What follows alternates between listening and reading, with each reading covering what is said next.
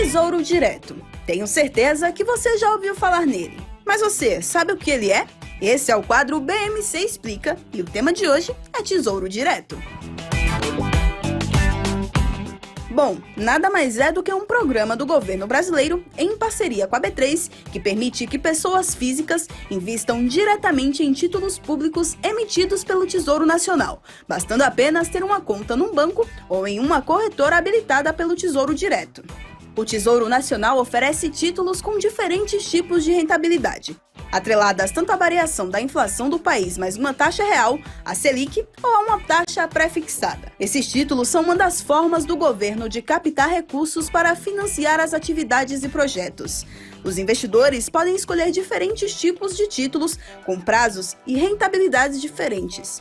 Além de acessível e de apresentar muitas opções de investimento, o Tesouro Direto oferece boa rentabilidade, liquidez diária e baixo risco de crédito.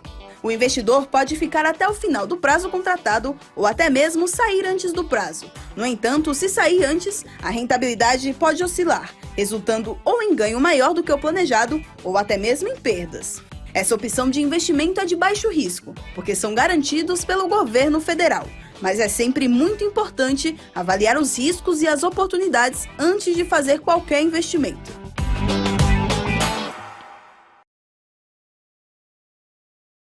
O que impacta a economia e o mercado global. Aqui no BMC News você acompanha em tempo real a abertura do mercado e todas as movimentações do mundo dos investimentos. Notícias acompanhadas de opiniões de grandes especialistas para ajudar você na melhor tomada de decisão na hora de investir. Eu, Paula Moraes, estarei com você de segunda a sexta, às 9h30 da manhã, no BMC News. BMC News. Informação que gera valor.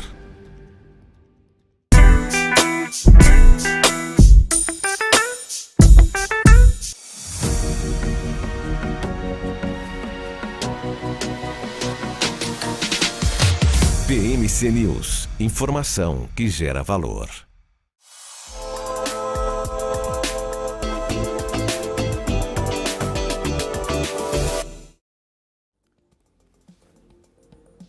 Olá, muito boa tarde, seja bem-vindo, seja bem-vinda ao BMC Market dessa terça-feira, hoje é dia 15 de agosto de 2023. Estamos chegando aqui com os principais destaques, os principais assuntos que estão movimentando o mercado financeiro nessa tarde. Tarde de queda no Ibovespa, 0,2% de queda, quando se imaginava que o Ibovespa poderia engatar o primeiro dia de alta no Ibovespa nessa terça-feira, depois de 10 pregões consecutivos de queda, a gente vê esse 11º pregão de queda. O Ibovespa até tentou começar o pregão com fôlego, sustentado pela movimentação de Petrobras, que abriu subindo, disparando num gap de alta ali, subindo quase 4%, pouco mais de 4%, no comecinho do pregão, depois de anunciar reajuste no preço dos combustíveis. Claro que o investidor olhou esse movimento, achou interessante e resolveu colocar um dinheirinho no bolso, tanto é que o ímpeto de alta de Petrobras acabou ficando um pouco mais calmo e agora sobe 2,45. Não é uma alta desprezável, mas não é toda aquela alta de mais de 4% vista no começo do pregão. Petrobras, Petri 4, ações preferenciais sobem 2,35, as ações ordinárias 1,64 nesse momento. Também nesse movimento de tentar fazer com que o Ibovespa não perca tanto valor assim. Então a Petrobras, que é uma das empresas que tem bastante peso no Ibovespa, ela acaba sustentando a queda e não deixando que o Ibovespa vá longe lá para baixo, a exemplo do que a gente viu no pregão de ontem, hoje 116.500 pontos ali naquela região. A gente fala, claro, de Petrobras, porque a Petrobras está no meio do furacão, no olho do furacão, muita gente já repercutindo o anúncio de aumento no preço do combustível que vale a partir de amanhã, são 16,3% de aumento na gasolina, 25,8% no diesel, e muita gente já começa a reprecificar, a fazer contas do impacto de tudo isso no próximo IPCA, no IPCA do mês de agosto. Claro, como que isso vai impactar na inflação aqui no Brasil. Lembrando que no último IPCA da sexta-feira, a gente já tinha visto uma pressão, um pouquinho ali de pressão do combustível no índice de inflação. Claro que não só agosto, mas com esse reajuste de preço, a gente vai ter provavelmente impacto em agosto, setembro, até o fim do ano. Tanto é que algumas casas já começaram a reprecificar o IPCA do ano todo. A XP, por exemplo, falou de término de IPCA lá na casa dos 4,90. Outras casas falou 4,60, 4,70. Lembrando que o próprio Boletim Focus trouxe 4,84, tanto na semana passada quanto nessa semana, mesmo que nessa semana ainda não tenha tido tanto tempo assim para capturar a movimentação do IPCA divulgado na última sexta-feira.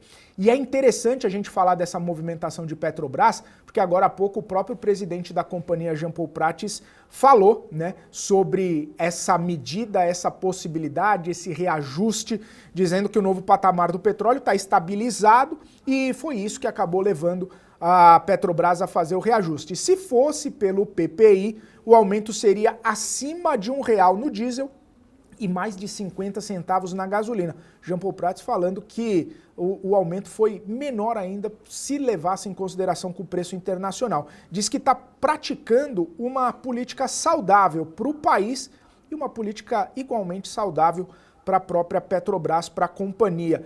E foi enfático, falou, erra quem afirma que estamos fazendo uma política artificial. Ou seja, Jean Paul Prats sustentando, né, e até trazendo argumentos aí para trazer o preço do combustível para esse patamar agora. Só lembrando, 16% na gasolina, 25% no diesel, já a partir de amanhã nas distribuidoras, esse repasse. E a gente fala de Petrobras, a gente fala também de Eletrobras, saída do presidente Wilson Ferreira Júnior, agora assume um novo presidente, Ivan Monteiro, né, que inclusive foi presidente da Petrobras lá nos idos de 2018, 2019, durante o governo do ex-presidente Michel Temer, e isso tem pesado para a empresa. Mais de 3,5% de queda nesse momento para as ações de Eletrobras. Tá certo, as ações de elétricas estão sofrendo de não sei se sobe, não sei se desce, algumas companhias tendo perspectivas positivas, outras negativas no pregão de hoje, por conta do apagão que a gente viu em vários estados brasileiros. E aí a grande pergunta é: quem se prejudica mais com o apagão? É distribuidora? É transmissora? É geradora de energia? A gente vai discutir isso ao longo aqui do nosso BMC Market, que está monitorando os principais movimentos do mercado, está monitorando também a temporada de resultados, que tem feito, entre aspas, algumas vítimas aqui no mercado. Logo depois que saem os números, muitos investidores vão reprecificando os seus alvos e muita gente vendendo algumas ações. Outras ações estão até comprando, né? O que acaba movimentando, fazendo esse movimento de alta. São 2h36, Marcos Saravalli já está por aqui para a gente começar esse bate-papo, começar a destrinchar todos esses assuntos que estamos deixando no nosso preâmbulo aqui. Saravalli, muito boa tarde, bem-vindo mais uma vez aqui ao BMC Market, sempre um prazer falar contigo. Boa tarde Felipe, boa tarde a todos. Essa semana que não termina, né? Estamos na terça-feira. Terça-feira ainda, Saravalli. 10ª queda, 11ª queda, né? Tudo mais constante. Caminhamos para mais um dia de queda do nosso Ibovespa e por mais que não seja tão intensa assim, mas vai ficar registrado aí na história, né? Talvez o maior ou pior período de sequência de quedas nesses últimos 10, 20, talvez 30 anos, dependendo da sua metodologia. Mais até, né? Porque a gente acaba incluindo períodos até mesmo né, plano real, dependendo da metodologia, mas o que importa é que de novo, acho que a gente não tem nenhuma grande mudança na trajetória, mas eu reforço que grande parte desse catalisador de realização de lucros tem vindo muito do exterior. Temos preocupações, a gente vai comentar um pouco sobre isso também, mas muito do exterior. E hoje a China já nos acordou aí com mais alguns dados negativos, né, pela manhã. E a grande discussão que a gente está tendo no cenário macroeconômico global é se a China tem condições até de entregar, né, o seu planejamento de crescimento em torno de 5% esse ano. Então é isso que o mercado está questionando, transbordando dúvidas para o crescimento global, crescimento europeu, americano, jogando as bolsas para baixo. Mesmo tendo o minério de ferro hoje subido ligeiramente, não tem força, né? Excluindo, né, a decisão da Petrobras de reajustar os preços, a gente tem quase de forma unânime aí o Ibovespa de queda, não só hoje, né, mas esperamos que amanhã, né, termine esse período, longo período aqui de seca, de queda do nosso Ibovespa. Né? O amanhã vai ser sempre melhor, Saravalho. Já dizia o Vou colocar uma plaquinha otimista. Aqui. Amanhã o Ibovespa sobe, né? Aí deixa pendurado, subir, né? Amanhã sobe. É o mesmo famoso fiado só amanhã. Só amanhã. Ô, Saravalho, antes de entrar especificamente na Petrobras, inclusive um dia de queda no petróleo e a Petrobras sobe, mas esse movimento a gente vai comentar daqui a pouco. Você falou dos 11 pregões consecutivos de queda, se confirmar o pregão de hoje, mas o que é pior psicologicamente para o investidor? O Gabriel estava falando agora, no mês 4 e pouco % de queda, né? No mês 11 pregões consecutivos de queda, 4%. É melhor cair num dia 4%, já dá aquele baque, aquele impacto e o investidor bola para frente, segue o jogo psicologicamente, né, para o investidor. Vai morrendo aos poucos, caindo lentamente um pouquinho por dia, ou de uma vez só cai 4%, resolve a história e vamos que vamos. Bom, acho que queda não tem melhor, queda né? Queda seria melhor se ela não existisse, né? Mas aí não abre espaço. Mas enfim, vamos lá. Mas acho que a gente tem que olhar um pouco para a composição do índice, né? Então, o que está fazendo, por exemplo, alguns dias a queda do Ibovespa tem sido muito Vale, né? Vem notícias da China ruins, a Vale cai e acaba trazendo o Ibovespa para baixo, mesmo que a Petrobras tenha ficado muito estável, né? Então, essa discussão que a gente tem. Depois, a gente teve nesses últimos 10, 15 dias, vamos colocar assim, a preocupação em relação ao que será o futuro do JCP, do juros sobre o capital próprio. Então, muitos analistas, tanto eu, vários analistas, todo mundo fazendo suas contas e entendendo que o setor financeiro é talvez o setor mais prejudicado se vier somente essa notícia. A partir de amanhã, não temos mais juros sobre o capital do Brasil, ponto, não tem mais contrapartida. Quem que vai ser prejudicado? O setor financeiro, o setor de bancos. Você tem que tirar ali 10, 15, talvez 20% do lucro final e aí as ações já precificando. Então, cada dia, como é um índice, como é uma composição, né, por isso que a gente não tem um Covid, como a gente viu lá em 2020, que afeta todas as ações de uma vez só. A gente está vendo uma notícia vindo negativa, acaba trazendo uma pressão para Vale, joga o índice para baixo, não deixa o índice subir. Uma discussão em relação ao setor financeiro, joga o índice para baixo. E agora também, finalzinho, temporada de balanço, né, resultados, de certa forma, bastante fracos de algumas empresas, até abaixo da expectativa, setor de varejo ali, setor de proteínas também, jogando o índice para baixo. Então, cada dia tem um peso, um setor dando um peso para o Ibovespa, não deixando ele subir. Então, a gente não tem uma notícia macro assim, o mundo vai entrar em recessão, o índice vai cair de uma vez só, diferente do que a gente viu. Mas, ao mesmo tempo, não sei se você que está nos assistindo lembra do que foi o início ali do Covid, né? Vamos dizer assim, no pré-Covid, ali com o circuit breaks. É um movimento horroroso, horrível. Assim, você está alocado vendo suas ações caírem 20% por dia. Né? Assim, você fala, pô, como é que um banco do tamanho do Itaú perde valor de mercado 20% de um dia para o outro?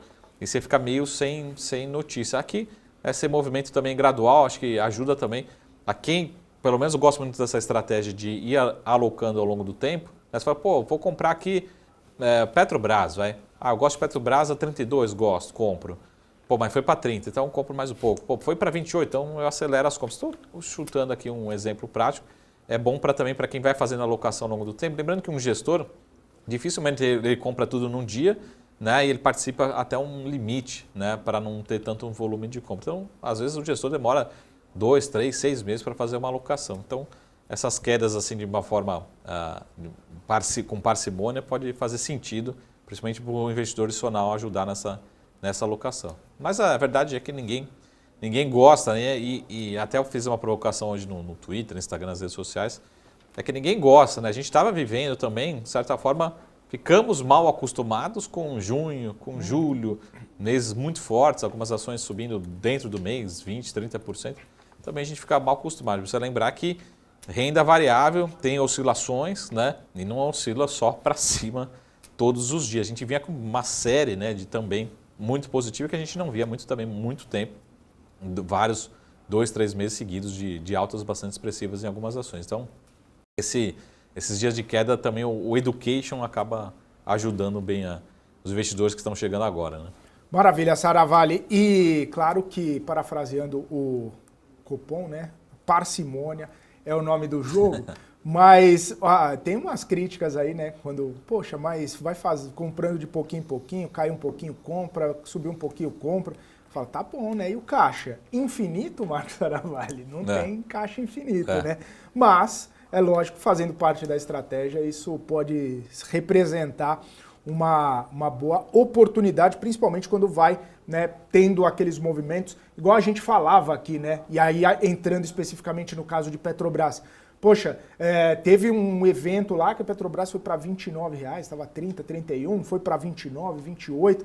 E aí, falou, poxa, se você gosta efetivamente da companhia, se você gosta da empresa, né, vai fazendo esses preços médios aí, vai fazendo aportes constantes que uma hora a Petrobras seria obrigada a fazer esse reajuste. E aí...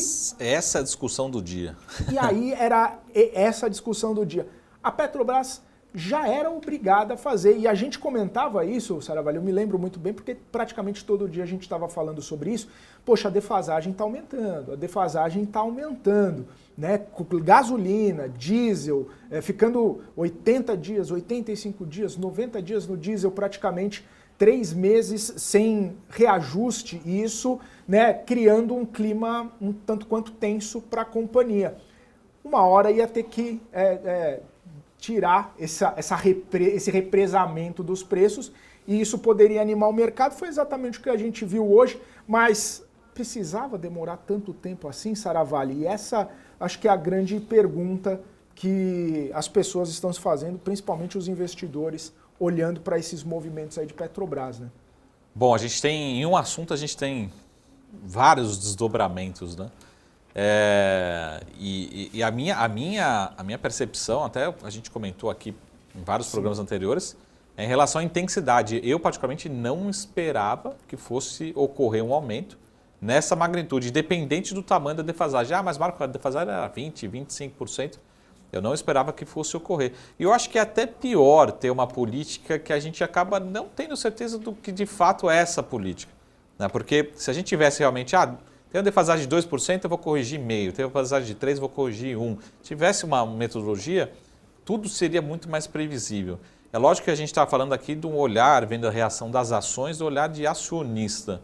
Mas a gente teve também pressão até de falta de estoque. Será que algum estado pode ser desabastecido? Diferença de preços pode prejudicar uma refinaria que é privatizada, não ter condições de cobrir essa margem, essa rentabilidade. Então... vamos supor, daqui a 6 meses, daqui a um ano, volta a defasagem de 20%, né? Quanto tempo que o Felipe falou assim, quanto tempo a gente vai ficar com essa defasagem? 1 mês, 2 meses, 3 meses, 4 meses? Quanto vai ser recuperar essa defasagem? Vai recuperar 50% da defasagem? 70%, 80%? Esse é o lado do copo meio vazio. O copo meio cheio é que mostra, de certa forma, a independência. Continua, até porque a reação das ações hoje está mostrando isso. Está mostrando que a companhia continua com uma metodologia independente, continua com a sua governança, né, vai continuar respeitando, de certa forma, essa proximidade com os preços internacionais. Mais cedo ou mais tarde isso vai acabar acontecendo. E a discussão que a gente vai ter aqui também, que acho que é a grande discussão agora para a Bolsa, para juros, para o Ministério da Fazenda, Banco Central, é o impacto no IPCA. Tá? Então, até eu vi algumas postagens no Twitter, pessoal, não é correto você pegar quanto houve de aumento e multiplicar pelo peso na composição do IPCA. Você vai chegar num impacto muito maior que de fato vai acontecer. Alguns economistas já estão mostrando, o impacto vai ser da ordem de 0,3, 0,4 nas projeções, que para o IPCA é muita coisa, é muito ruim. Tá? Então a gente sai de uma projeção, como o Felipe está falando, de 4,6, 4,7 para 5, talvez 5,1. E eu acredito que já nessa próxima semana, no Boletim Focus, a gente já começa a ver, pare, né, as projeções de queda e talvez comece até a ver uma projeção de alta buscando os 4,9%, 5% as projeções. Acho que esse vai virar o consenso. Tá? Qual que é a discussão para a política monetária? Talvez, né, o Banco Central, né, e a própria Petrobras esteja muito mais mirando no que a gente diz na ancoragem, nas projeções. Pô, a gente teoricamente antecipa um problema. Então, de vez de ter esse problema em 2024, 2025, vamos antecipar, já vamos reduzir essa defasagem, né, já está dada. Talvez a gente não mire no centro da meta em 2023, mas a inflação já está caindo, já está bem menor. Então, vamos antecipar, vamos jogar todo esse problema para 2023, resolveu em 2023, 2024, vamos tentar ancorar essas expectativas. Então, de vez de adiar esse problema, essa defasagem recuperar vamos jogar para o ano que vem, essa é a minha preocupação. E na minha leitura também é que talvez nos próximos, como a gente teve 3 meses sem reajuste no diesel, talvez o governo também esteja sinalizando, não teremos novos aumentos. Né? Tudo mais constante, sem nenhum grande estresse no petróleo, a gente não vai ter novos aumentos nesse ano de 2023, daqui até o final do ano. Pode ser também uma boa notícia. Então essa é a soma de fatores. Agora, o que é a minha provocação, e eu deixo para vocês interpretarem, que a gente falou aqui, eu e o Felipe, a gente falou várias vezes, por vários dias seguidos, é o comportamento das ações em bolsa. A gente falou, pô, a Vale está despencando, né, por uma preocupação, mas as ações da Petrobras não querem cair desses R$30, né, por 1, 2, 3 dias, vários dias seguidos a gente falou disso. Né? Então, o mercado também foi comprando muito, dando esse benefício da dúvida, que poderia ter esse reajuste em algum momento, essa redução da defasagem. De novo, o meu resumo, né, dessa discussão me surpreendeu muito, né, positivamente, negativamente, são vários pontos, mas o tamanho de uma vez só. Né, você vir já com um aumento de 16%, né, na gasolina, isso tem um impacto na inflação, nas projeções da inflação. Lembrando que o peso maior no IPCA é a gasolina, não o diesel. Né? O diesel tem um peso muito menor no IPCA, lógico, impacta diretamente. Mas quando a gente faz a projeção do IPCA, é isso que amanhã, segunda-feira, a gente vai começar a ver. E a conta é em torno de 0,3, 0,4 o impacto nas projeções para o IPCA. Então a gente vai talvez reajustar ali para 5%, mas acho que não altera também o ritmo do Banco Central. Então, inclusive, hoje o Roberto Campos está participando de algumas reuniões, né, no mercado, e ele tem falado que para ele vai acabar atrapalhando. Né? Então acho que daqui a pouquinho o Roberto Campos vai dar uma ligada lá para o presidente da Petrobras, para o Ministério da Fazenda e falar, pô, a gente precisa conversar mais, né, em relação às expectativas, mas não temos alterações, pelo menos, no call de Selic. Né? Na minha opinião, talvez descarte, né, ou diminua bem aquela chance de que alguns analistas vinham falando, economistas falando de ter, em algum momento, uma queda de 0,75. Acho que praticamente está descartado após essa decisão de reduzir essa defasagem pela Petrobras. A porta já não estava muito aberta, né? Tinha uma frestinha desse tamanho, Saravale, que o pessoal punha o olho lá para saber o que tinha do outro lado. Não estava aberta a porta, não tinha nem janela aberta para 0,75. Quem estava apostando nisso pintava um cenário, né, muito, como diz o próprio Campos, né, benigno, né? Perdão, um benigno de inflação e de indicadores, né? Um cenário quase perfeito ali para começar a acelerar. E agora, com esse aumento no combustível, também já fechou essa portinha aí, fechou essa fresta e não tem mais. Ô Saravale, e aí a gente estava falando sobre a queda lenta no Ibovespa e você falou, não, é até melhor do que cai de uma vez, né? De repente cai tudo de uma vez, igual aconteceu no próprio Covid, é complicado. Já no combustível, né, subir um pouquinho de cada vez, né, também é bom, né, de repente o combustível, né, reajusta um pouquinho, reajusta aqui, reajusta ali, não vem essa coisa de uma vez só, as pessoas, o impacto é o mesmo, mas o impacto vai sendo diluído ao longo do tempo. Na questão inflacionária também traz um benefício diluir ao longo do tempo, de não pegar a inflação, de repente, putz, a inflação de agosto foi o pior, vai ser a pior, ou vai trazer muito impacto e no final da inflação. Isso também pode trazer outra percepção ali, uma outra forma, né, de entender, né, esses repasses aí? Acho que o principal recado e o benefício é justamente esse, antecipar um problema que a gente...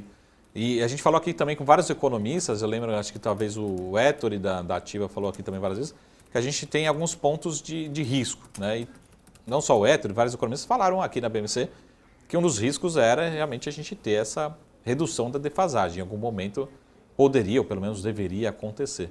Então, essa é a percepção de risco. Na minha opinião, você jogar tudo de uma vez ou reduzir essa defasagem, né, muito forte, como está sendo feito, é praticamente o lado negativo agora na inflação corrente, mas o lado positivo é que você acaba antecipando um problema. Então, de vez de chegar lá em 2024, né, tentar resolver tudo de uma vez, isso acaba, né, atrapalhando até as projeções de longo prazo, é tentar antecipar, então vamos resolver aqui, já que a Selic já vai de qualquer jeito para 11,75, então vamos jogar aqui na inflação de 2023, né, o Banco Central, talvez, como está ali muito no limite, né, de escrever a cartinha ou não, né, então vamos resolver aqui que vai ser 0,3, 0,4 diferença, vamos resolver aqui, não vai mudar a política monetária, então vamos, já tira esse peso, essa preocupação de 24 para frente. Então, essa leitura positiva. Lembrando também que tem vários efeitos, né, na economia, nas empresas, na Refino, e pode até beneficiar também na parte fiscal, né? Acaba se traduzindo também em mais arrecadação, enfim, também tem um efeito fiscal que pode ser positivo, né? Não é isso que vai resolver, mas também tem um lado positivo em relação à arrecadação, tá? Então, na minha opinião, é antecipar um problema e já resolve aqui, porque a gente hoje, pelo menos, a gente sabe que tem ambiente para isso, para resolver isso. Piorou as projeções, piorou as expectativas, mas não muda drasticamente, pelo menos não deve mudar, acho que praticamente nada, a progressão, né, a velocidade, as próximas quedas da Selic, da política monetária. Então, vamos resolver agora. Eu acho que esse é o recado de acelerar essa redução da defasagem. Né? Sem contar que, né, Sarravalho, daqui a pouco tem dividendo de Petrobras, governo grande acionista da companhia, vai colocar um dinheiro no bolso, né? A União como um todo, né? Não é o governo, mas também se ganha valor a Petrobras, o governo, né, ganha valor juntamente. Enfim, o cenário acaba não sendo tão ruim assim para o governo. E é interessante, Sarravalho, porque o próprio Jean Paul Prats, ele falou, né? Pô, a gente está fazendo uma política saudável para o país, uma política saudável para a empresa. Se não tivesse esse abrasileiramento do preço do combustível, a gasolina ia subir mais de 50 centavos, diesel ia subir mais de R$1. Ou seja, mesmo com esse impacto forte que você falou, pô, veio tudo de uma vez, né? Ainda não seria o suficiente para equilibrar, né? Mas, na sua visão, uma defasagem, agora está 14% na gasolina, 10% no diesel, é o que a gente via lá atrás, né? Há um bom tempo, sim. Agora equilibrou um pouquinho, vai dar para segurar mais um tempo nesse patamar os preços, sem precisar repassar. Acho que esse é o cenário base, a gente não tem um cenário base de novos reajustes, né? Poderemos considerar que daqui até o final do ano, só se a gente tiver um estresse muito grande no petróleo, e pelo contrário, se o petróleo começar a ceder, o que acho que a Petrobras também está analisando nos próximos 3, 4 meses, se tiver alguma queda adicional do preço do petróleo, como a gente até viu, está começando a ver, não tem movimentado tanto assim, diferentemente do minério de ferro, mas se começar a voltar um pouquinho o petróleo, a Petrobras vai ser a primeira a levantar a bandeira e falar assim, está na hora de eu voltar a reduzir, a aumentar, né, a defasagem, a aumentar esse subsídio.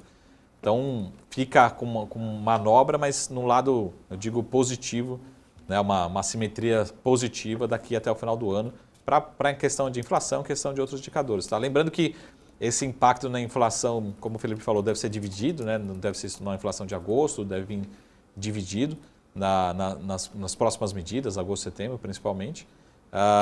Mas tem essa leitura, né? Acho que a leitura para o mercado de capitais, de novo, eu acho que é uma leitura muito mais positiva do que negativa, visto a reação do mercado hoje. O mercado acho que não está reagindo, a empresa vai ganhar X bilhões de reais ou deixar de destruir do valor de ações. Não, pelo contrário, acho que o que o mercado está precificando hoje é a governança da companhia. Continua sendo uma governança independente, lógico, uma empresa de capital misto, mas uma empresa que tenha uma governança independente, tem a sua política, uma política, lógico, flexível, mas que continua sendo respeitada. Então, talvez pelo contrário, a gente continue até vendo uma tendência de valorização da Petro ao longo dos próximos dias, porque é o que o investidor estrangeiro também quer olhar. Fala assim, pô, eu ainda não entendi muito bem essa política de preços, não entendi muito bem a governança, entendi a política de preço, demora 2, 3 meses, mas vai colar um pouquinho mais, então entendi, já consigo jogar no meu modelo, já sei o que vai acontecer nos próximos 3, 4 anos. Então,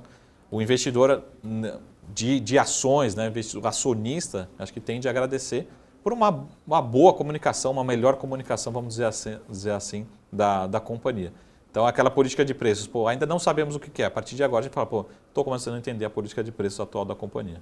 E foi exatamente isso que fez com que o Goldman Sachs reiterasse recomendação de compra para a Petrobras, viu, Saravalli? O banco disse que o aumento no preço do diesel, da gasolina, aponta que os combustíveis não vão ser subsidiados pela companhia, o governo não vai ter interferência, pelo menos nesse sentido. E aí Goldman Sachs colocou o preço-alvo aí de Petrobras para R$ 44,00, Petri 3, ações ordinárias, e as preferenciais R$ 40,00, né? Só lembrando que atualmente, agora, R$ 31,30 o preço de Petrobras, que chegou lá nos 32, hein, Saravai? Chegou nos 32,15. Hoje, né? Hoje, e agora, inclusive, se não me engano, foi máxima histórica, hein?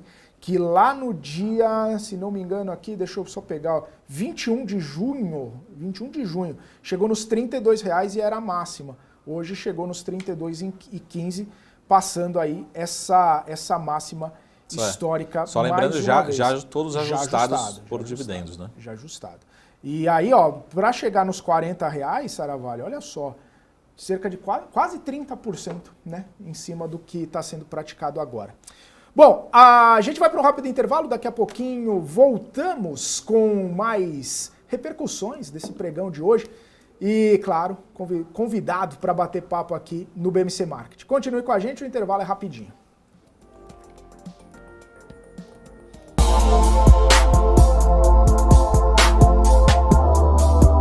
O que impacta a economia e o mercado global. Aqui no BMC News, você acompanha em tempo real a abertura do mercado e todas as movimentações do mundo dos investimentos. Notícias acompanhadas de opiniões de grandes especialistas para ajudar você na melhor tomada de decisão na hora de investir. Eu, Paula Moraes, estarei com você de segunda a sexta, às 9h30 da manhã, no BMC News. BMC News. Informação que gera valor.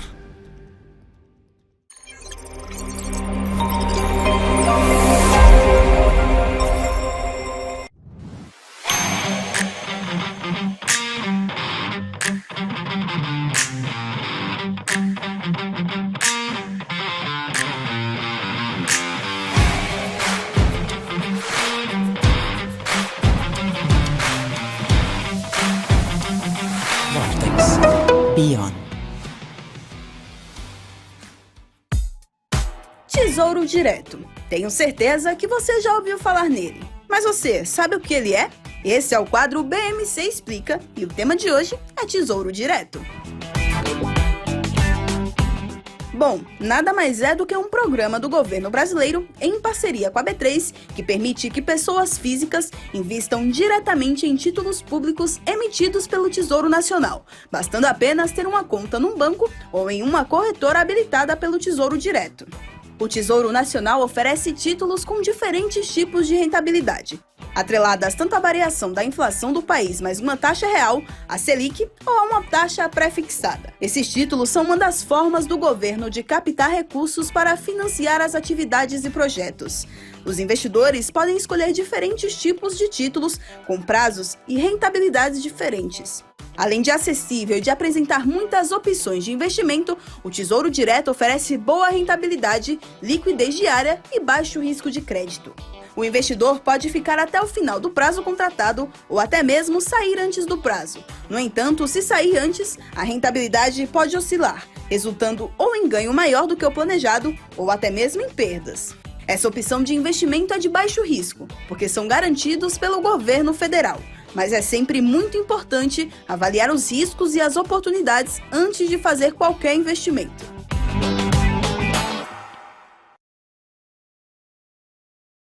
A minha vida foi e é marcada por grandes histórias, sonhos, objetivos, conquistas.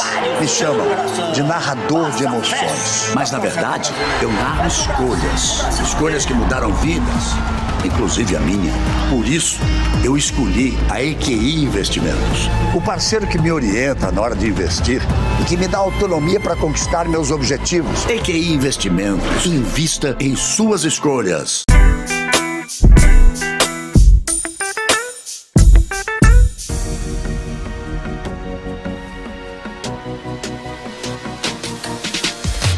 BMC News, informação que gera valor. Muito bem, de volta aqui na programação BMC Market ao vivo, 3 horas e 3 minutos, uma notícia importante.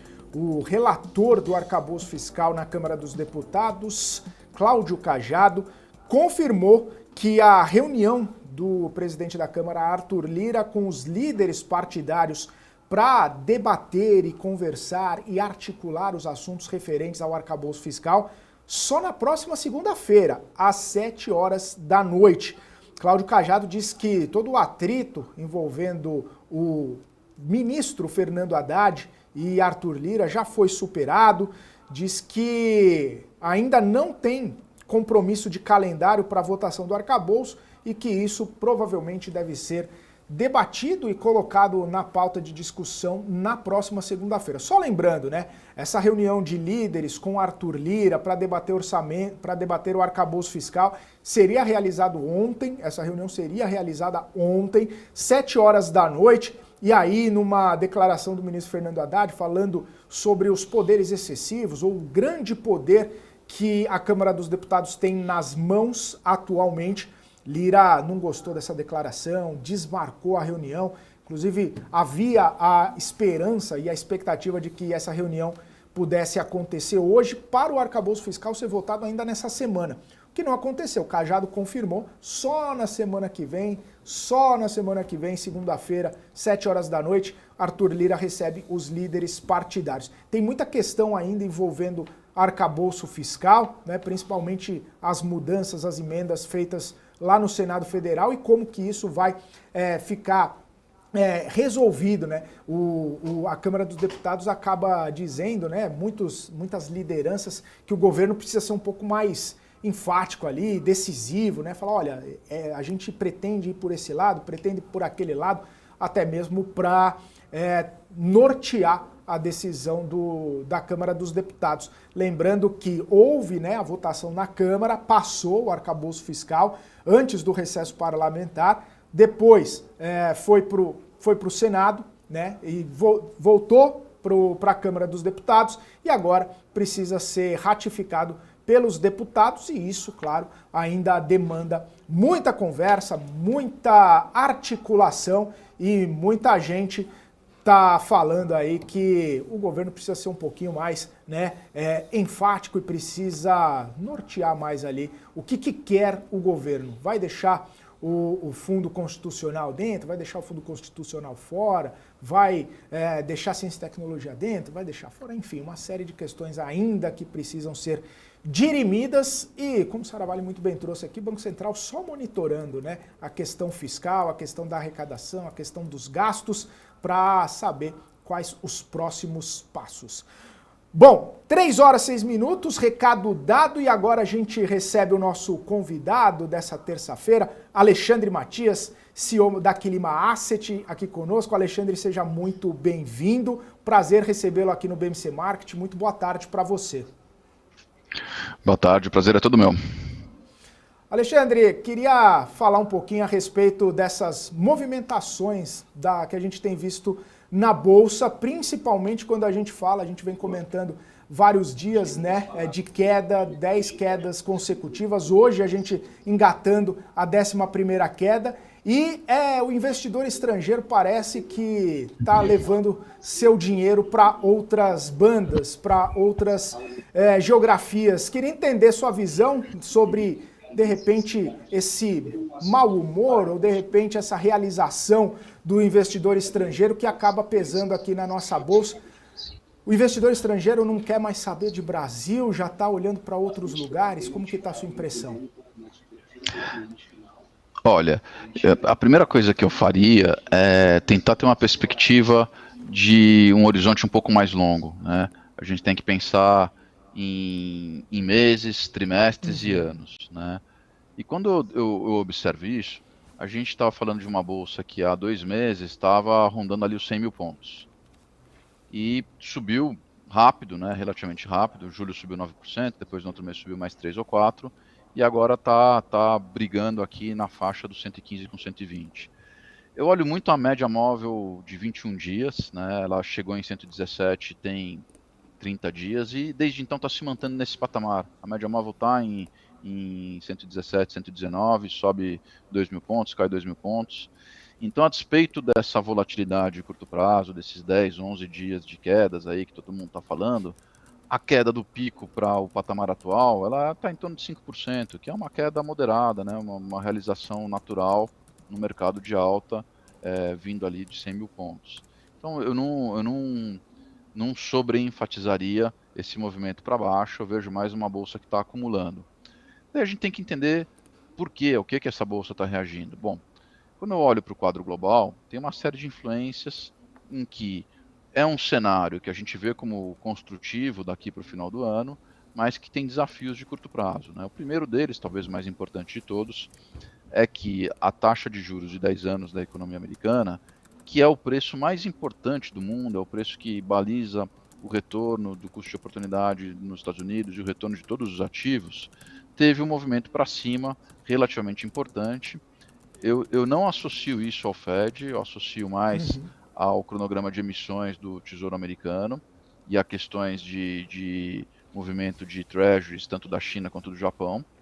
Então, é um movimento mais técnico de mercado, mas jogou a treasury acima de 4, e com isso, as bolsas americanas estão em processo de realização, o dólar está um pouco mais forte, que derruba a commodity, e não favorece os ativos dos emergentes. Nesse pano de fundo, tem as dúvidas com relação à China, que vem se formando, uma economia que a gente imaginava está tracionando um pouco mais forte, não está. Então você tem uma série de notícias aqui tópicas que contribuem para o mau humor. Mas quando eu olho para frente, a gente tem um cenário em que o Fed parou em 5,5, então o equilíbrio das treasuries não deve ser muito mais alto de onde elas estão agora. O corte está distante, mas o próximo movimento vai ser de corte, isso cria um pano de fundo favorável para os emergentes. E no que diz respeito à China, a gente vê a China fazendo uma série de medidas adicionais de estímulo, de maneira a trazer a economia para um crescimento em torno de 5%. A combinação dessas duas coisas deve ser positiva para a economia brasileira. Quando eu venho aqui para o noticiário doméstico, a gente também vê muito ruído em torno do acerto do fiscal, em torno da evolução do arcabouço, mas o cenário base de todo mundo é que isso vai ser aprovado. Vai ter uma negociação aqui, outra ali, faz o jogo político natural, né? Então, da maneira como eu vejo, pegando um pouco aqui, tirando um pouco a emoção do momento, eu acho que a bolsa está lateralizada na faixa de 115 a 120, olhando para um final de ano em que as coisas aqui vão andar bem, corte de juros, o próximo movimento do Copom, um corte de 50, daí acelera para 75, o arcabouço evolui, o Fed para, e a gente vê a bolsa retomando o caminho da alta ali para a faixa de 130 a 135 mil pontos no final do ano. Alexandre, ô Saravalli, rapidinho, só para eu pegar esse gancho que ele falou aqui, você falou da meio, deve acelerar para 75. A alta no preço do combustível não fechou a porta, Alexandre? Não fechou. A alta no preço do combustível é a alta de um preço administrado. Sendo muito sincero, a gente já tinha essa alta, o mercado tinha passado a ter uma percepção de inflação de 2023 significativamente abaixo de 4, de 5, a gente sempre manteve o número de 2023 em 5,20. Agora, parametrizando com esse aumento, a gente está mantendo isso. Então, estava dentro da conta. O Banco Central não vai olhar para a inflação de 2023 para fazer a política monetária. Ele vai olhar para a inflação projetada no horizonte relevante, que é 12, 18 meses à frente, vai olhar para o segundo semestre do ano que vem. E a inflação no segundo semestre do ano que vem está claramente abaixo de 4, ou em torno de 4, e o juro real de equilíbrio o Banco Central calcula em 4,5%, a gente até é um pouco mais pessimista, pensa em 5%, né? Mas um juro de 9% como ponto de chegada parece um juro bastante razoável, né? Juro de 9%, a gente está em 13,25%, então se não acelerar, vai demorar muito para chegar lá. Então a gente acha que olhando para frente, o arcabouço evoluindo bem, as expectativas vão se mantendo sob controle, os núcleos, né, o setor de serviço vindo em linha, que é o que está acontecendo, eu acho que o espaço para acelerar vai aparecer, né, o Banco Central vai fazer um pouco de cara de mal, faz parte do teatro de Banco Central, uma postura mais conservadora, mas na hora de decidir os juros você tem que ser técnico e o espaço para acelerar vai se abrir, a gente tem convicção disso. Alexandre, muito boa tarde. Colocando essas últimas informações que a gente tem visto de China, particularmente, né, começando pelo cenário internacional, acho que a gente vem com uma sucessão de decepções, né? A gente viu o balanço comercial, inflação, outros índices de atividade. Eu quero entender 2 impactos na sua leitura, no sentido assim, a gente, talvez uma soma de fatores, mas a gente já tem agora talvez hoje o 11º pregão seguido, né, de queda, acho que tem não o responsável, mas um dos responsáveis chama-se China, né, dentro de todo esse cenário. Eu queria entender se a China pode continuar trigando, talvez até invertendo, né, o que os analistas técnicos dizem, de começar uma tendência de queda. Né? Está discutindo aqui com o Felipe, a gente acompanhar mais, talvez não dias, mas mais meses com uma tendência de desvalorização. Lembrando que o nosso Ibovespa aqui depende muito de externo, de commodities como um todo. Então, essa é a primeira pergunta, depois eu volto com a minha segunda pergunta aqui. Não, na nossa visão não. Eu particularmente vejo a bolsa acumulando de maneira lateral nesse intervalo de 115 a 120. Acho que o próximo passo é 120 para cima e não 115 para baixo. Por que isso? Porque o cenário de China, ele ganha muita emoção, mas eu acho que os mercados realmente estão reagindo à Treasury acima de 4%. Essa Treasury, ela altera um pouco a predisposição do estrangeiro a aplicar nos emergentes. Eu acho que o fator dominante é a Treasury. E aí você vem com a narrativa de coisas associadas, né? E a China, obviamente, é um fator que não está ajudando. Mas olhando o filme, olhando como as coisas vêm evoluindo e o que a gente espera para o final do ano, a China vai ter que estimular a economia, vai ter que fazer mais medidas, vai ter que reduzir juros. Eu acho que tem que estimular, inclusive, o setor imobiliário, que é crucial. Eles vão fazer isso, eles estão indo na estratégia gradual, conta-gotas, mas uma hora você consegue mobilizar a economia, isso vai acontecer. Então, o filme que eu tenho é de uma China que não vai explodir de crescimento, mas vai ter um crescimento, vamos dizer, 2023, 2024, a média vai dar em torno de 5%, e isso é suficiente para sustentar aí um piso para tudo que diz respeito à China, notadamente commodities e economias emergentes. E no caso dos Estados Unidos, a Treasury vai ter um equilíbrio um pouco mais alto, mas eu diria que até paradoxalmente, o fato da Treasury ter subido por questões técnicas acaba contribuindo para um cenário em que fica mais fácil o Fed parar. Você está tendo um aperto de condições monetárias devido ao equilíbrio de Treasury, equilíbrio de emissão e da demanda, e com isso você tem uma contração monetária e o Fed pode olhar para isso e falar, tá bom, o Fed Funds já tem um nível de juro real alto, e as condições do mercado estão suficientemente contracionistas para eu poder parar e observar. E aí você vai criar um pano de fundo que tradicionalmente é muito favorável para emergente. A China crescendo razoavelmente, os Estados Unidos fez um pico de juros, vai ficar estável por um tempo, mas o próximo movimento é de corte. Justamente nesses períodos, em geral, o capital estrangeiro começa a entrar e possivelmente é um ciclo longo, porque daí durante os cortes também o dólar enfraquece e as moedas dos emergentes fortalecem, enfim. Eu vejo aqui como os passos iniciais de uma história que tende a ser benigna. Acho que o que falta confirmar é se o Fed para realmente em novembro. O Alexandre, só tendo uma leitura inversa aqui, né? Como você falou assim, o Brasil, até mesmo os Estados Unidos, enfim, outros países, todos estamos, né, com uma política monetária contracionista. A China pode, talvez, ajudar esse movimento nosso, talvez, de redução acelerar o processo de queda da taxa Selic, no sentido assim que talvez nenhum banqueiro central queira ficar com a responsabilidade nas costas de jogar uma economia em recessão, uma atividade muito fraca, né?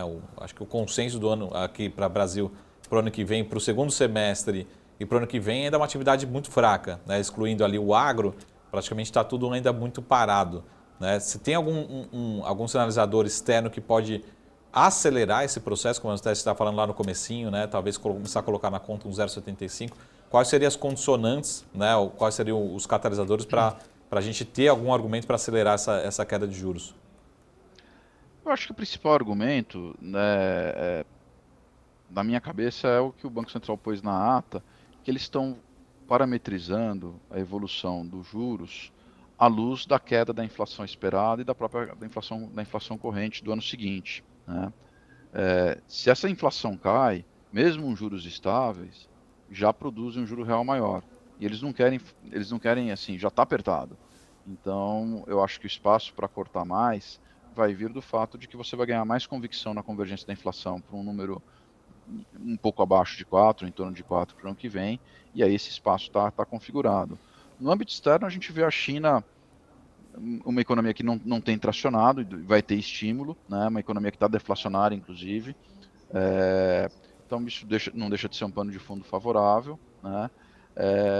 E, fundamentalmente, o que a gente imagina é que se o Fed parar, e esse talvez seja o trigger mais relevante, você vai ter uma busca por investimentos alternativos fora dos Estados Unidos num período em que o dólar tende a perder força. E daí aqui para o Brasil, você pode ganhar um reforço de novo com o câmbio em direção de novo a uma apreciação mais significativa, sair dos 5, buscar o 4,80, buscar o 4,70, talvez testar novos níveis recordes de baixa em termos de câmbio. A gente tem um câmbio para o final do ano de 4,60 que compõe esse cenário favorável em termos de dinâmica de preço de ativo e mesmo de inflação. Alexandre, a gente viu, e inclusive você citou muito bem aí esse movimento, né? Há pouco tempo atrás estava nos 100 mil pontos, já chegamos a tocar nos 120, está perto dos 116 agora. Essa antecipação do movimento de queda de juros acabou proporcionando esse rally na Bolsa. Muitas empresas ligadas, né, sensíveis ao juro, acabaram tendo um desempenho interessante. Eu queria saber dessa segunda parte, né, dessa parte pós-início de queda de juros. Na sua leitura, esses setores mais ligados à economia local, mais sensíveis à taxa de juros, eles têm mais espaço, eles têm mais capacidade de entregar também esse desempenho melhor e voltar a estimular ou sustentar um pouco desse ralizinho? Claro que tem toda a parte externa, as empresas com mais participação em peso em bolsa, né, que acabam derivando e necessitando lá de fora. Mas a economia local aqui, como que você está vendo? Você acha que consegue entregar alguns retornos também, a exemplo do que a gente viu nos últimos meses? Sim, a gente inclusive acabou de revisar o crescimento de 2024 de 1,5 para 2,5. A gente está vendo o mercado de trabalho bastante resiliente e só não é uma preocupação porque a inflação está em trajetória de queda e os núcleos parecem ter entrado agora também numa trajetória de queda, mas o fato concreto é que o mercado de trabalho segue resiliente, a massa salarial real está crescendo, né? Então você tem alguns elementos positivos na história. O nosso elemento que segura a atividade realmente é os juros muito alto, segura a atividade imobiliária, segura a atividade de endividamento. Então esse condicionante ainda está com um sinal negativo para a atividade futura. Mas a expectativa de corte, trazendo a Selic para baixo de 10% no primeiro trimestre do ano que vem, cria uma dinâmica favorável. Então a gente vê a economia sustentando um crescimento esse ano 2,25, ano que vem 2,5%. É um crescimento para o que a gente tem de potencial bastante interessante. Eu diria que é em torno ou um pouco acima do nosso produto potencial. Um fator importante para ser dito, né, é que o fiscal é um impulso muito relevante. A gente veio aqui para um governo que fez como primeiro passo uma enorme expansão fiscal, né? Diria, inclusive, que se não fosse a expansão fiscal tão intensa no primeiro momento, o risco teria caído mais cedo e os juros poderiam estar caindo mais rápido. Mas a opção foi por fazer um movimento de expansão fiscal e depois criar uma âncora via arcabouço, que é muito mais um projeto do que um ajuste no curto prazo. Mas em função disso você vai ter uma média de crescimento nesses 2 primeiros anos acima de 2, o que é bom para a atividade, é bom para a renda, é bom para a bolsa também. O Alexandre, até falando um pouquinho sobre, acho que uma parte relevante até da valorização das ações, né, do nosso ambiente que você tem falado, em relação a essa expectativa de longo prazo em relação à nossa situação fiscal. Mas ontem a gente viu, de certa forma, até saiu na mídia, a BMC também comentou muito, voltamos a ter um desalinhamento, vamos dizer assim, entre o Ministério da Fazenda e o Congresso, né? Mas acho que os economistas ainda têm uma incerteza muito grande de como será, né, o cumprimento dessa meta fiscal, sobretudo, não 24, mas talvez 25 para frente, né? Será que a gente tem espaço condicionantes para ter esse superávit a partir de 25? E a leitura é inversa, né? Se o mercado começar a comprar, talvez que não tem esse cenário, não tem essa possibilidade, como seria a reação em relação à percepção de risco? Porque a percepção de risco é que tudo vai acontecer talvez no melhor cenário, né? O cenário realmente que está sendo proposto. E a pergunta é se temos condições, né, tendo em vista que mais cedo, mais dia ou menos dia, a gente tem esses ruídos em Brasília que acabam trazendo volatilidade, né? Sim, questões importantes aqui. Deixa eu fazer uma distinção entre o ruído de curto prazo, né? Eu considero que essas negociações entre o executivo e o legislativo, ruídos de comunicação, coisas que passam, assim, eu acho que isso vai ser superado. Eu não acho que nada disso ancore ou crie uma dinâmica consistente ao longo do tempo. A hipótese básica é que o arcabouço vai ser aprovado, as medidas de tributação, a reforma tributária dos impostos indiretos vai ser aprovada, então isso está no preço. Deixa eu pegar a parte estrutural da sua pergunta, que ela é muito importante. O Brasil tem uma dívida que é cara, curta e crescente. E quando os investidores olham para isso, todo mundo fica com medo do calote. Então são os 4 Cs que a gente tem que olhar, né? A gente quer parar no terceiro C, estabilizar a dívida para ela deixar de ser crescente e deixar de ser uma dívida que tem risco de calote. O governo começou com uma expansão fiscal, né? E apresentou um projeto de arcabouço, que é um projeto de ajuste muito gradual. A dívida ao longo do terceiro mandato do presidente Lula deve crescer em torno de 10 pontos percentuais, virou em 73,5% do PIB, a dívida bruta, vai terminar ali no 82, 83, 84, depende um pouco de condições de contorno. Então não tem ajuste, é uma dívida que está crescendo. No entanto, o presidente Lula e o ministro Haddad conseguiram construir um arcabouço que teve credibilidade. O upgrade da visão de 2 agências de rating importantes consagrou isso, o mercado já vinha derrubando taxa. O fato concreto é que todo mundo acreditou, o mercado está dando uma dose importante de boa vontade para a ideia de que a gente vai ter uma conduta fiscal compatível com buscar um equilíbrio orçamentário nesse ano, se não nesse ano, ao longo dos próximos 2 anos, e ao longo do tempo vai construir um superávit capaz de estabilizar a dívida. Então, o mercado acreditou nessa mensagem, né? Agora, o que vai ser o juiz para ver se essa crença aumenta, vai ser confirmada, ou se a desconfiança vai aumentar? Vai ser a execução. Só que a verificação da execução do orçamento é uma verificação que ocorre em câmera lenta. Cada mês vai ter um resultado, daí o governo vai buscar algum tipo de fonte de receita, ou permanente, ou temporária, daí acontece alguma coisa, explica. Então, no fundo, o critério que a gente está colocando para mim, assim, é observar o déficit primário de 2024, que é uma coisa que você vai ter visibilidade só lá pelo meados do ano que vem. E observar o que vai vir no projeto de lei orçamentária para 2025, que de novo é uma coisa que você vai enxergar só a partir de meados do ano que vem. Então, daqui até meados do ano que vem, eu diria que o filme não vai mudar. O governo fez um pacote, o arcabouço fiscal, é crível, agora tem toda a empreitada de transformar a ideia em arrecadação. É um aumento de arrecadação muito expressivo, tem um aumento da carga tributária. Eu não vou ficar brigando com o conceito. O conceito de carga tributária soma tudo que se arrecada e bota o PIB embaixo. A carga tributária tem que crescer, né? O governo parece ter muita fé de que tem bolsos de arrecadação que vão ser fáceis de conseguir esse aumento. Eu sou cético com relação a isso, acho que vai ser difícil. O Brasil é um país em que os grupos de interesse são muito organizados, né? Então para cada tributo que não está sendo realizado por conta de algum benefício, tem um grupo de interesse organizado, então é sempre uma briga, mas de alguma forma a gente tem a crença de que alguma fonte de receita vai aparecer para que a carga tributária suba, de maneira a fazer frente à expansão de gastos que já aconteceu. E o mercado está acreditando nisso, a gente está acreditando nisso. Agora cabe ao governo entregar as medidas de arrecadação e a execução orçamentária. Então, acho que ruído de negociação faz parte, eu tento olhar por cima disso, né? Acho que isso vai ser solucionado, e aí a gente vai ter um jogo que vai ser de execução orçamentária para verificar para onde está indo o primário do ano que vem. Se estiver indo em direção ao equilíbrio, na proposição ao equilíbrio, está muito bem, né? Ou um pequeno déficit, enfim.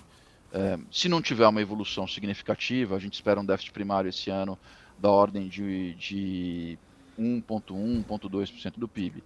Então eu diria assim, um critério é se isso vira meio de déficit o ano que vem, está muito bom. A meta é 0, mas vamos que a gente não chegue na meta. Mas você já tem um passo importante na direção do ajuste.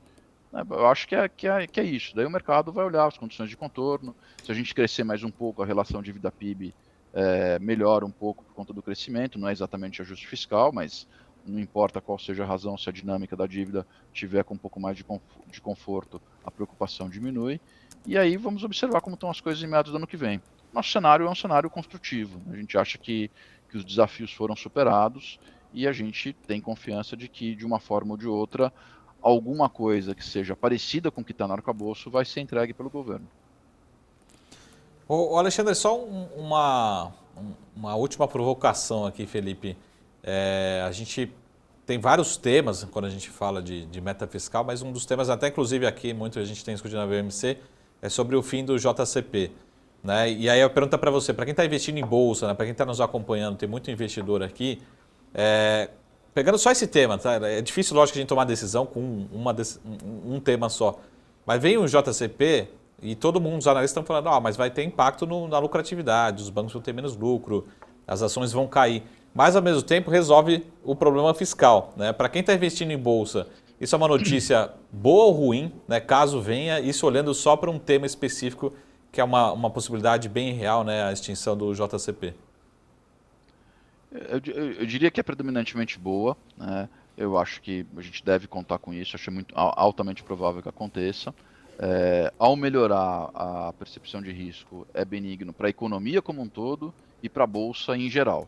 Especificamente os setores atingidos, né? E daí o setor bancário vai pagar uma conta desproporcionalmente alta nesse caso, né? E alguns bancos em particular, né, que são mais sensíveis à extinção da JCP. O net é positivo, porque se é bom para a percepção de risco, é bom para a economia, é bom para o crescimento, vai ser bom para a bolsa, ainda que indiretamente. Especificamente tem papéis que vão sofrer, e aí faz parte de um reequilíbrio. Eu diria inclusive que a bolsa vai ficar um pouco patinando enquanto essas questões de incerteza não se resolverem, né? Eu tenho para mim que o mercado tem mais medo dos fantasmas do que da realidade. Quando você conhece a medida e sabe exatamente o que veio, qual é o setor atingido, qual é a compensação, quais são os critérios, sempre se encontra um caminho. Agora, enquanto está na ameaça, a ameaça é muito potente, porque ela não é nada, né? Pode ser qualquer coisa. Então, o mercado fica um pouco ressabiado. Mas uma hora vai vir a medida, vai vir claro, e você vai ter um caminho que vai ser incorporar isso no preço das ações mais atingidas, mas como um todo é benéfico. Maravilha. Alexandre, quero agradecer sua participação aqui, muito obrigado pelo seu tempo, obrigado pelas respostas muito elucidativas aqui na nossa programação. Já deixa a porta aberta, muito obrigado e volte mais vezes aqui. Um abraço para você. A gente está à disposição, é um prazer participar. Obrigado pela oportunidade. Valeu, obrigado. Alexandre Matias, CEO da Quilima Asset, aqui conosco, trazendo percepções muito importantes aí sobre o mercado, sobre toda essa dinâmica, né? Inclusive a gente estava falando a respeito da própria reunião entre o presidente da Câmara, Arthur Lira, líderes partidários, o relator do arcabouço fiscal, Cláudio Cajado, que deve ficar apenas para segunda-feira que vem, nesse cenário de um atrito superado entre o ministro da Fazenda, Fernando Haddad, e o presidente da Câmara, Arthur Lira, quando o Haddad, num momento, né, de uma fala, disse que a Câmara dos Deputados, os parlamentares, têm um poder muito grande, né, um poder excessivo, que acaba até, né, tirando a própria possibilidade ali de fazer alguns pedidos, algumas concessões no governo. Lembrando que ontem o presidente Lula já tinha falado, né, que quem precisa do Lira é o governo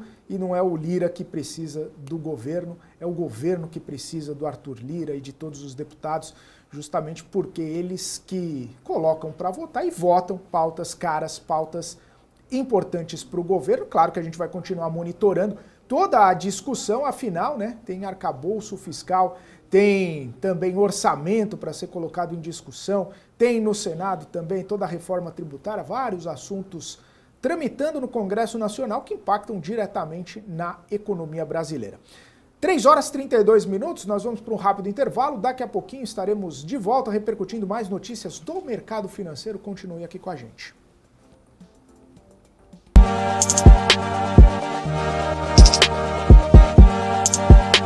Entender o modelo de negócios, os resultados e as estratégias das principais companhias do Brasil é essencial para tomar as melhores decisões na hora de investir.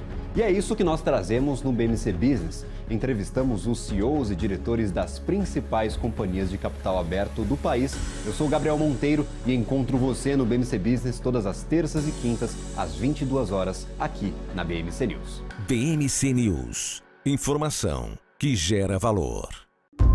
Já pensou se não existisse essa pergunta? Teríamos cavalos mais rápidos? Mais telefones? A Vortex pensou e criou a primeira plataforma digital para o back-office do mercado de capitais. Tecnologia para o que sempre foi analógico.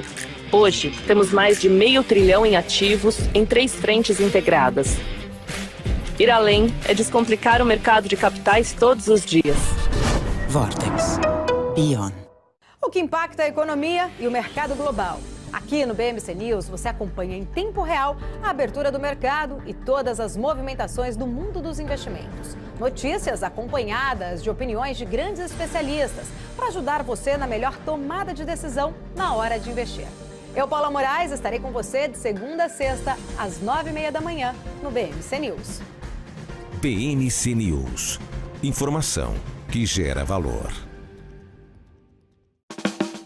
Quem só vê o BTG como um banco de investimentos, não vê todos os benefícios que ele pode oferecer. Aqui você tem a liberdade de ligar a qualquer hora.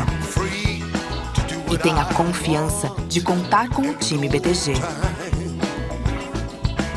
É você no controle da sua vida financeira de um jeito simples e compatível com a sua rotina. O BTG reconhece quem é você e está pronto para potencializar a sua trajetória.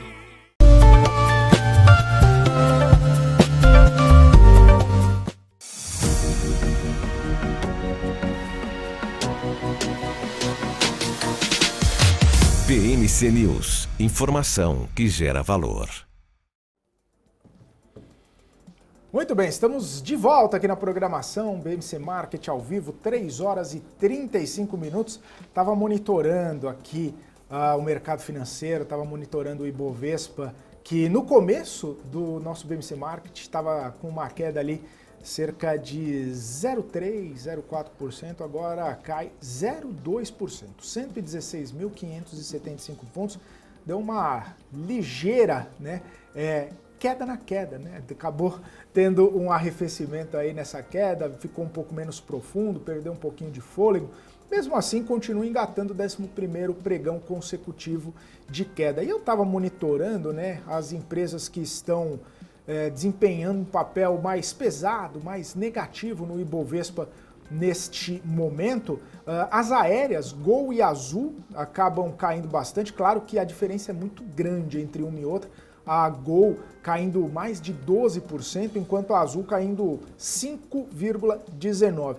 Daí nessa esteira, né, de viagem, turismo, CVC também engata uma queda de mais de 3%. Quem cai bastante também são as companhias ligadas ao setor de varejo. A Via cai 4,65%, Magazine Luiza cai 3,17%. Magazine Luiza, inclusive, que divulgou, né, um resultado bastante ruim, né? Os investidores não gostaram muito do resultado divulgado aí pelo Magazine Luiza. Tem também quem cai bastante é a própria Eletrobras, 3,6% de queda nas duas empresas, né? Elet 3 e Elet 6. as duas caindo mais de 3% nesse momento. E aí eu queria trazer o Saravalli aqui para a gente começar a falar um pouquinho a respeito desse setor elétrico, Saravalli, porque estava até me questionando, né? Além da notícia do apagão, tem a notícia da saída do Wilson Ferreira Júnior, que acaba colocando um molho aí em Eletrobras, né?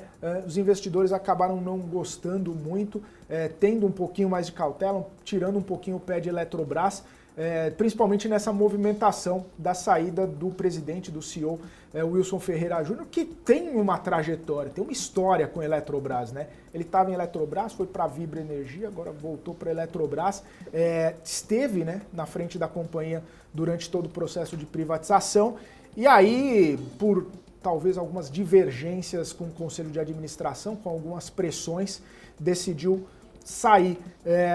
Como que você vê, né? Quais são os elementos, né? A gente sempre fala, pô, de repente não é uma coisa que acaba determinando, mas a união de alguns fatores ali. Hoje a gente tem a saída do Ferreira Júnior e o apagão que acaba trazendo uma certa cautela aí no ativo, né, Saravalli? Coincidência ou não, mas né? A gente vai lembrar esse dia de hoje pelo resto das nossas vidas, né? Sai o presidente, muda o executivo nas principais companhias, ou a principal companhia do país em termos de energia, em termos de integração, e ao mesmo tempo um apagão, e pelo menos eu aqui também conversando com vários amigos ao redor do país, né, tivemos impactos em várias regiões, diferentes cidades, né, até a gente tem um sistema integrado de energia, mas ficou muito curioso, né, no mínimo curioso esse dia hoje particularmente. Agora, primeiro, acho que a preocupação que o pessoal fala, assim, por quem que vai entrar no lugar? Pessoal, o Ivan, ele é um nome super bem respeitado pelo mercado, não tem, acho que, nenhum questionamento. Peguem o currículo dele, peguem o histórico de todas as empresas, né, sobretudo estatais, que ele passou, né, ou que tem alguma participação pública, que seja até um serviço público, muito bem feito em termos de execução, na parte financeira, na parte como executivo. Então não tem preocupação nenhuma, pelo contrário, a gente vai continuar sendo muito bem tocado. Agora, por que talvez também não é mas talvez um dos maiores especialistas em energia do país estava no lugar certo na hora certa, né? Estava tocando desde a privatização até o momento. Por que sair agora? E a gente começa a ter preocupação também, não só em relação ao cargo, mas o que será o futuro da Eletrobras? Será que a gente pode ter alguma ingerência, uma preocupação? E eu tenho vários pontos de preocupação, mas para mim o principal, como também é o caso da Petrobras, não é nem dividendos, pessoal, não é nem outros efeitos, mas é a política de investimentos. Será que a gente pode começar, Petrobras, você deveria investir mais nesse mercado aqui, né? Até a gente voltou a falar do nome de Abreu e Lima, quando vê o nome do Abreu e Lima já dá até arrepio, né? Fala assim, qual que vai ser o retorno, né? Já ficou tanto tempo parado, qual que é a preocupação? Então, essas ingerências que, na minha preocupação, talvez até não precisa ser nem societário. Eletrobras, eu acho que você deveria investir aqui mais nesse segmento aqui. E talvez não seja um segmento que traga a mesma rentabilidade, retorno para acionista, né? Até externalidade não gere a mesma quantidade de empregos, não gera a mesma arrecadação. Então a gente sempre precisa pensar como sociedade como um todo, né? Como país, mas sociedade, sermos sócios de uma companhia. Então traz preocupação justamente sobre isso. O que é o futuro da companhia? Não em relação a preços, outras políticas, mas política de investimento. Será que vão começar a digitar, dar uma preferência para a Eletrobras, investe um pouco mais aqui, um pouco nesse segmento, um pouco no meu estado? Essa é a minha preocupação, tá? Mas olhando para o nome, né, que foi substituído, ele é muito bom, muito respeitado e, pelo contrário, fez um trabalho excepcional em todas as companhias que a gente passou. Até numa reunião, lembro até hoje, numa parte financeira, né, que eu tive uma reunião, isso lá atrás, o Felipe, eu nem vou lembrar quando eu tive essa reunião com o Ivan, mas ele me falou uma frase que é engraçado que a gente lembra e eu uso, né, e até vou parabenizar que foi uma frase do Ivan que eu fiz numa reunião com ele. Ele falou assim, principalmente no sistema financeiro, em bancos, né, ele fala assim, Marco, um problema de 2025, isso vale para a política monetária, para a política fiscal, ele fala um problema de 2025, né, ou seja, 2 anos para frente, a gente não resolve em 2025, a gente resolve em 2023.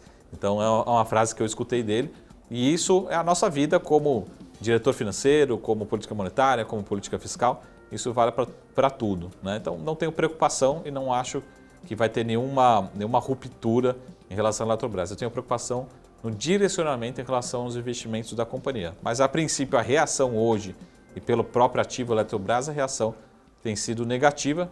Novamente, não é pelo nome, não é por preocupação em relação ao Ivan, em relação à mudança. Porque tão repentina, porque nessa hora, né? E aí, redes sociais à parte, a gente tem no mesmo dia também um problema, podemos dizer assim, com rupturas em relação à entrega de energia, distribuição de energia, particularmente hoje, né? Então, se questiona também, mas coincidências à parte, esse movimento.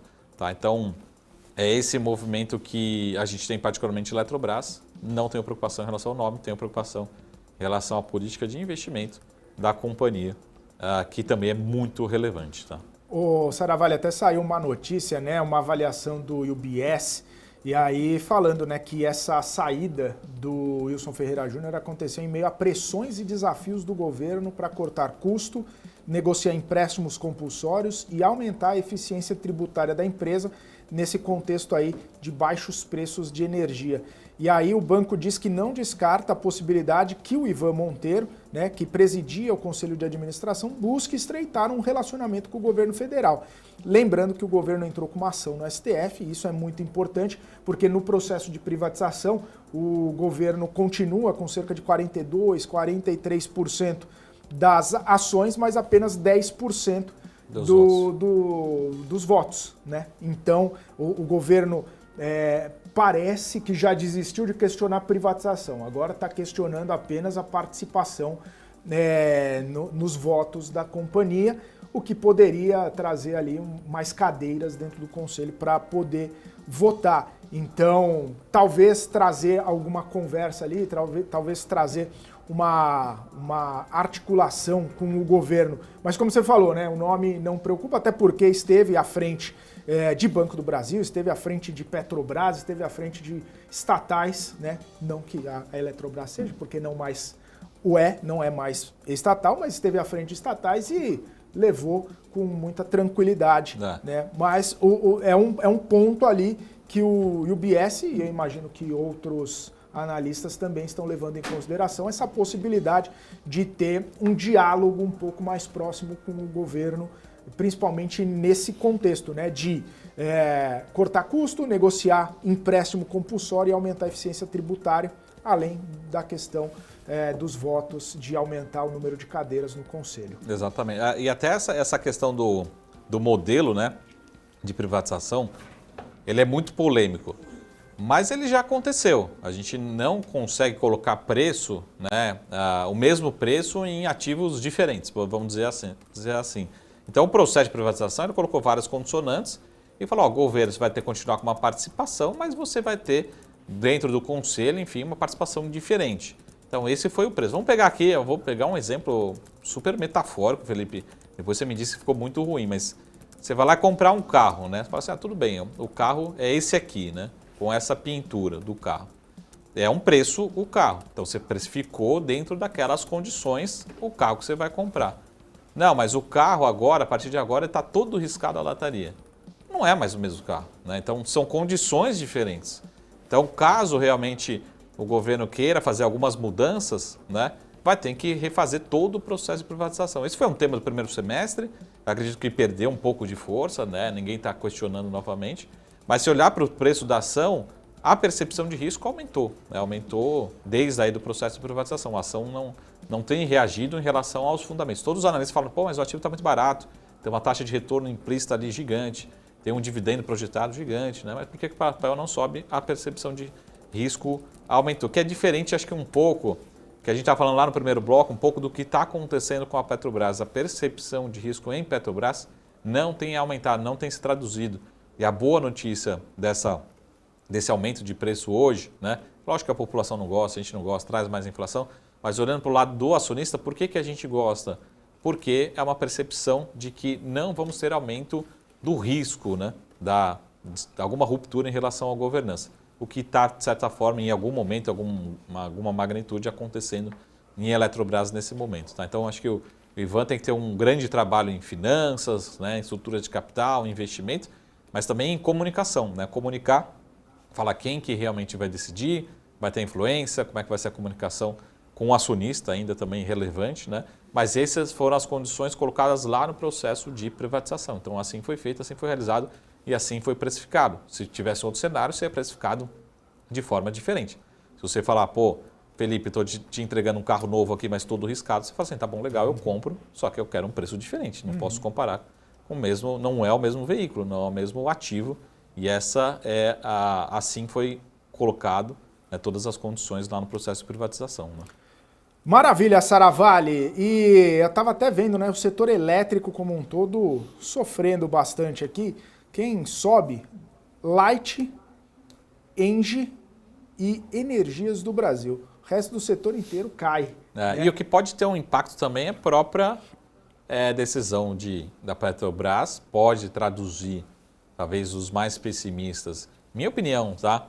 Até que eu não concorde ali 100% com o Alexandre que estava aqui agora, mas eu acho que aquela projeção de 0,75, independente do momento, a gente joga fora, esquece esse cenário, não vai acontecer. Né? Então, os mais otimistas têm que ajustar um pouquinho suas projeções. E aí a gente lembra também daqueles ativos que a gente chama de bond proxy, né? Ou seja, que são beneficiados com a queda de juros e o inverso é verdadeiro. Então, se a gente tiver um juros talvez não tão otimista assim, talvez tenha que reajustar um pouco a curva dessas projeções. Aí quem são esses ativos, né? Quem são elas? Principalmente o setor de utilities e o setor de energia. Então, o setor vai se ajustando talvez um pouquinho, com uma curva um pouco diferente do que vinha precificando os mais otimistas. Né? Isso vale para utilities, vale para concessões, vale para outros ativos, mas o utilities fica muito, de certa forma, bem fácil de projetar, porque você consegue colocar uma taxa interna de retorno ali implícita e faz essa comparação aí com as Bs, né, com os títulos públicos de longo prazo. Né? Ô Saravalli, só para encerrar esse assunto, né, esse, entre aspas, aí, apagão que aconteceu hoje, coloca a pressão nessas empresas até descobrir o que aconteceu, até descobrir exatamente, né, se foi uma falha aqui, ali, acolá, até o Ministério de Minas e Energia entender exatamente se houve uma falha, se não houve, enfim. As empresas acabam colocando ali um asterisco, um pontinho de interrogação por conta disso que aconteceu. E aí a gente vê vários setores, né, a geração, a distribuição, a transmissão, todas elas acabando sendo impactadas, principalmente no pregão de hoje. Né? Tem algum ponto ali, algum setor que acaba sofrendo mais nesse contexto, dois asteriscos ao invés de um asterisco, nesse contexto de problemas de energia que a gente viu no país inteiro? É difícil assim, no curto prazo a gente falar que tem um culpado, né? Falar assim, pô, a culpa é dessa ponta aqui na energia. Mas primeiro eu vou dar um passo atrás e até parabenizar. A gente precisa reconhecer também que a gente tem vários ativos muito bons no Brasil. Né? A gente fala muito aqui do setor financeiro, né? Segmento financeiro. Até estava almoçando com os empresários do setor financeiro. Quando a gente vai para os Estados Unidos, por exemplo, em alguns pontos, né? O nosso PIX, por exemplo, a gente está 10 anos na frente, até mesmo dos Estados Unidos. Né? Daqui a pouco os Estados Unidos vêm aqui para o Brasil para entender, pô, como é que você faz isso? Né? Como é que você faz essa velocidade, essa segurança. Então, a gente precisa também parabenizar, e não é esse governo, não é assim, é o Brasil. A gente tem uma liderança, nós somos vanguardistas no setor financeiro e também no sistema interligado nacional. O nosso sistema também de energia, ele é maravilhoso, ele é muito bem feito. Né? Isso foram décadas aí de investimentos para fazer toda essa integração. Agora, se eu fosse penalizar em bolsa particularmente, de forma muito marginal, não vejo justificativo para penalizar uma geradora, né? E praticamente zero, né? Sendo super radical aqui, penalizar uma transmissora. Né? Quem pode ter alguma penalização, mas também é super pequeno, não tem nenhuma preocupação, seria a ponta da distribuição, que é, de certa forma, as que estão aí nas cidades, enfim, as empresas mais conhecidas com nomes, com marcas aí mais conhecidas. Tá? Então, mas o que a gente precisa entender é, tem uma preocupação em relação ao sistema nacional, ficou desconectado há muito tempo, teve alguma ruptura, pode ter algum impacto econômico. A princípio, também foi tudo muito momentâneo, né? Mas o que está soando muito estranho essa história, assim, porque são casos isolados, né? Eu estava numa reunião virtual pela manhã, aqui em São Paulo, e lá em São Leopoldo, né, no Rio Grande do Sul, teve nossa, minha energia aqui faltou, aqui logo já entrou o gerador, mas durante a reunião. Começou a se falar aqui em São Paulo, alguns bairros de São Paulo, enfim. É muito curioso, no mínimo curioso, né? Mas, de novo, em bolsa, acho que muito mais a questão de juros e também a realização de lucros ou preocupação de aversão ao risco global do que a questão de energia. E se fosse penalizar alguma, né, ter alguma leitura de percepção de risco, seria para a distribuição e não para a geração nem para a transmissão. Lógico que tem algumas empresas que são consolidadas, né, tem os 3 ativos integrados, né? Não necessariamente na mesma companhia, mas a gente tem essas possibilidades. Mas é algo super marginal, né? Não acho que seja algo que justifique a queda de algumas ações aqui na Bolsa, no setor de energia, né? Maravilha, Saravalli! Estamos na reta final agora do nosso BMC Market. Sempre muito bom esse bate-papo contigo. Amanhã estaremos juntos novamente, então deixa as considerações finais dessa terça-feira. Bom, e é aquela coisa, que semana, terça-feira ainda, Saravalli. Estamos lutando aqui para o Ibovespa não fechar a 11ª sessão consecutiva de queda, né? Esperamos, e o investidor, até também parabenizar o Alexandre que estava aqui anteriormente, sempre um olhar de longo prazo, algumas ações já começam a apresentar boas oportunidades nesses preços atuais. Então vamos acompanhar aqui, mas o ambiente, não só local, mas principalmente o ambiente externo, acredito que tenha dado uma piorada, né? Principalmente por conta das últimas notícias vindas da China. Então, a cautela em relação ao cenário internacional tem trazido essa preocupação, esse aumento de aversão a risco aqui no Brasil. Mas não vejo nenhuma inversão de tendência, a tendência continua otimista para o segundo semestre. Continuamos positivos, né, posicionados, acreditando que a Bolsa possa ser uma alternativa de alocação, mas esses dias de queda esperamos que... hoje vai ser difícil, né, Felipe? Mas amanhã acho que termina essa sequência de queda. Que é isso, Sara, vai. Tira o escorpião do bolso, coloca uma graninha. Fechamento, tá faltando pouco para zerar. Para subir é só comprar Vale e Petrobras, que aí dá Petrobras uma ajuda aí. Estava nos ajudando logo pela manhã, aqui continua ajudando, mas... Tá ajudando, né? Mas, enfim. Poderia garantir esse dia de alta. Tá certo. Valeu, Saravalli. Até amanhã. Um abraço para tarde. você. Ótima tarde para você. Ótima tarde para todo mundo que está nos acompanhando. Obrigado pela audiência, obrigado pelo carinho, obrigado pela companhia nessa tarde de terça-feira. E não se esqueça, continue acompanhando a gente aqui nas operadoras de TV fechada também, no nosso canal do YouTube, no nosso portal bmcnews.com.br e claro, né, todas as redes sociais, @BMCNews, você sempre encontra a gente em todo lugar. Eu vou ficando por aqui, volto amanhã, a partir das 12h30 da tarde. Forte abraço para você, fica agora com o closing, hein, fechando o mercado financeiro. Abraço, até amanhã, tchau, tchau.